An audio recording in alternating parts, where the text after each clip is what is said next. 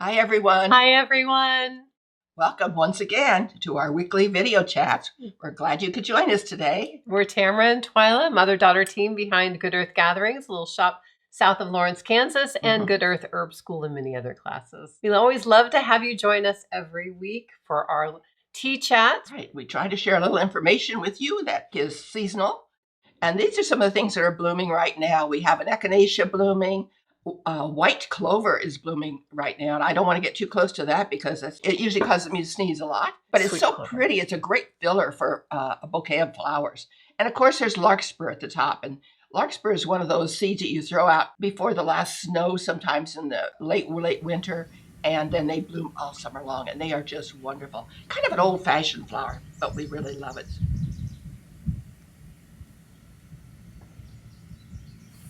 That's just a little bouquet of little things that are blooming around our neck of the June woods. Yes, it is. Yes. Following the summer solstice. Yes. A lot of times this time of year, I have tons of roses that are blooming, but unfortunately this year, the deer have discovered where my rose garden is, and so we have not had roses at all hardly this year. So I'm going to have to put up a deer fence, doggone. I am surprised that they have not found them before now. I know. I think they did a little bit, but boy, not to the extent that they did this year. And maybe there's more deer this year. Because I watched a mama and a couple little twins with spots on them yet, and they were in my little 10-foot area between the slope, my fence, and my house.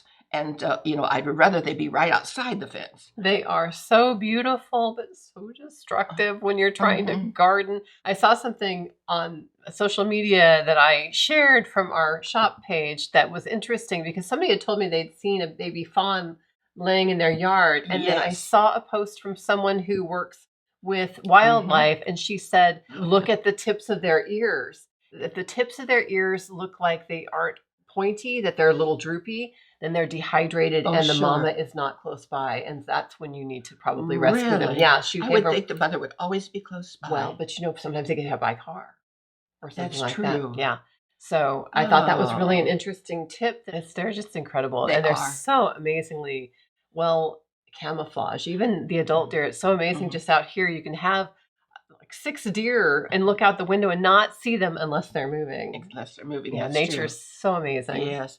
And there are sometimes we are not real happy with them in our gardens, but we just love seeing them as part of the wildlife around here. Yeah, absolutely. It's wonderful. They've adapted and they're able to live around humans. The garden and flowers, everything continues to grow. We spent a little time in the garden this week. Yeah. We have lots of purslane this year. Oh my goodness, yes. We love our purslane. We do. It comes up wild. On its own. It does, because it's a weed. But like so many of our weeds, it's also a beneficial and useful plant. It's free food. Super nutritious. Oh my goodness. I think it's absolutely one of the best summer wild foods that we have available. And yeah, people weed it out of their garden. And I always say, don't, let it grow in the garden because it will prevent other weeds from coming up in the garden. Well, and I did not have it for I've lived here 10 years now.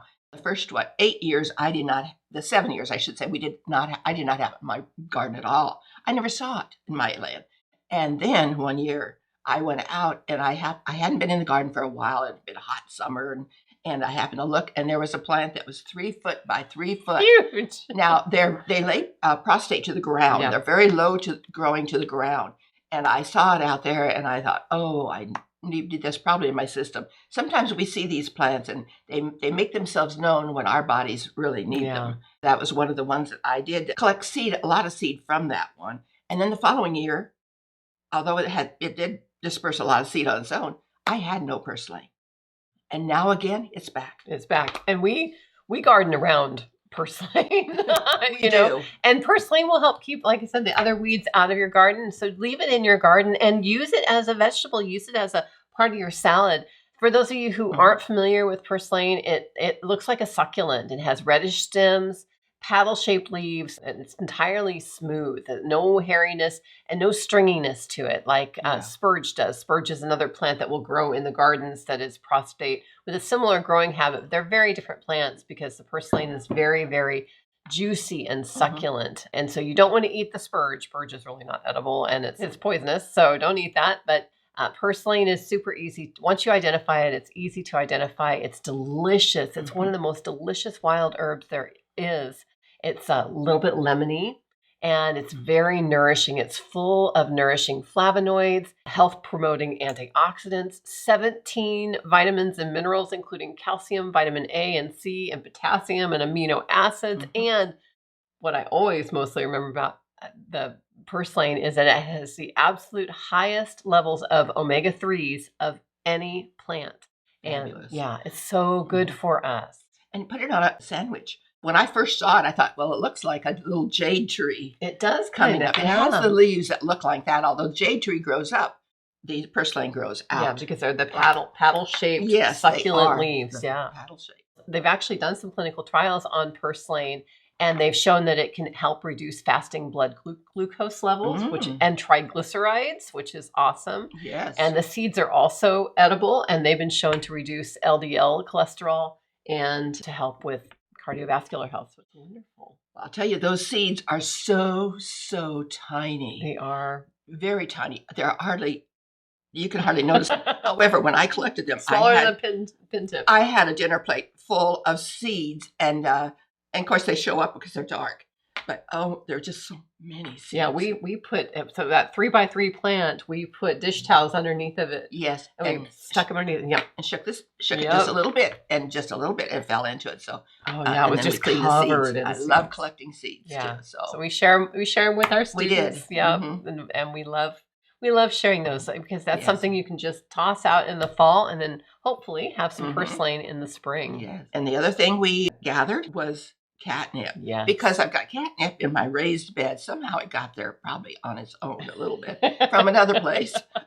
It's getting ready to bloom. Yes. And so it was time to gather. Yeah, we love to use catnip. We dry it for teas. It's in our sleep tea, which is something to help promote healthy sleep and good sleep habits. And it's a mint nervine, which means it helps to calm and relax. It can help with anxiety. It's really been used for centuries as a colic tonic for babies. So it's something that you can, even as a nursing mother, they say, it's been said that it helps sweeten the milk. And maybe that's just something that they say, but it can help pass gas. And so it can help that digestive distress in children and adults. Because colic is really a challenge. It's very much a challenge. Yeah, I dealt with that with one of my babies. You had it too. Yeah. When you were a baby. What do you mean? I wasn't a perfect child? No, not always. Almost. But it is really good for stress, good for cramps too. Oh, right. Yeah. We collect it and then take the leaves off and let the leaves dry. And we, dry them on a big white dish towel and let them thoroughly dry before we put them away into a big old jar. Yeah, and as with any herb, when you're drying it, you want to make sure that it has some air movement around it. Because if you don't have time to dry it and you just stick them together, then they oxidize. The leaves turn black. They aren't good to use anymore. So you just need to get rid of that then. And I think if we, if someone says, or a book says that it takes 3 days for it to dry, not necessarily. It may take 7 days for it to dry. It depends on the humidity in your house. And I always keep a small little fan on top of my refrigerator that blows down onto it. That's a good idea. At a distance, but it just circulates the air a little more. Super and that's important. a really good way to dry it in the summertime, even though we have air conditioning in our homes. Yeah, that's super important. But it's a good one to collect if you want to. It's an insect repellent. That's right. I want to make sure we mention that because studies have shown. Yeah, the University of Iowa studied it and researched it and said that it is actually more effective than DEET. Now, DEET has always been proclaimed as the thing to put on to go on when you're around insects and such outside. If you have catnip growing in your garden, just leave it grow. And then when you're out working in the garden or you have a nighttime thing where you're going to grill out or you're going to have people around sitting on the patio or whatever, just collect some of that and rub it on your legs and your jeans and your arms and such. You're not going to smell bad at all. I'll tell you, you're not. But it is going to keep the insects away, especially the mosquitoes. Yeah, we've also put it on bonfires, like during summer solstice. Just throw it on. Yep, just throw it on and let it smoke. And both the smoke and the catnip itself helps keep those mosquitoes away. It's great. Right. So anytime you're burning a fire, if you have some catnip growing, just cut some off and toss it on your fire. And certainly is a seasonal herb that we can use all summer long. Yeah, it's wonderful. I wanted to also mention that, all this week has been pollinator week. It was from the beginning of the week till the end of the week. And, a lot of times it made me think of it during summer solstice. A lot of times what we do is we celebrate bees or pollinators because it's the perfect time to really work that into ritual or ceremony. And so we love pollinators, and I know we talk about them a lot. And since it's Pollinators Week, we need to talk about them just a little bit more because they're so very important to all of us. Pollinators, all insects, but especially pollinators, are super important and very necessary for healthy ecosystems. And, people don't realize, I don't think, how important they are. If you like coffee and chocolate and apples and bananas, all of those crops and more rely on bees and pollinators to have those crops for us. And I don't know about you, but I like my chocolate for sure. And the fruits. And absolutely. Fruits and all of them. We have to have our pollinators. We do. And last week we talked a lot about the hackberry butterflies that were around, and they are still around. Such neat things to see, and so that's part of that pollinator week. They're here at the right time to celebrate pollinator week. My kids have all come at some point during the week, and they've really been gathered on. They really like the pavement for some reason and the shade under the trees. So when we drive out here, it's like I've been driving like 15 miles an hour because I don't want to hit the butterflies. But the kids were just like, oh my, it's amazing because we get out of our car and they just swirl up around you and sit on you. It's just magical and wonderful. And it's good to have even my adult children experience that still and remember how magical it is to be out in the country with nature. Absolutely. Thank you so much for joining us this week. And we really appreciate you being here. And we hope that you'll take a moment to like, comment, and share on this video because that we really rely on that for our algorithm. It helps us to be seen and it helps other people have the video show up in their feed. So please do take a moment to do that. We really do appreciate that. Please let us know anything you want us to talk about. Yes. And one of the things is someone asked me, where do you find your patterns to some of the things you do?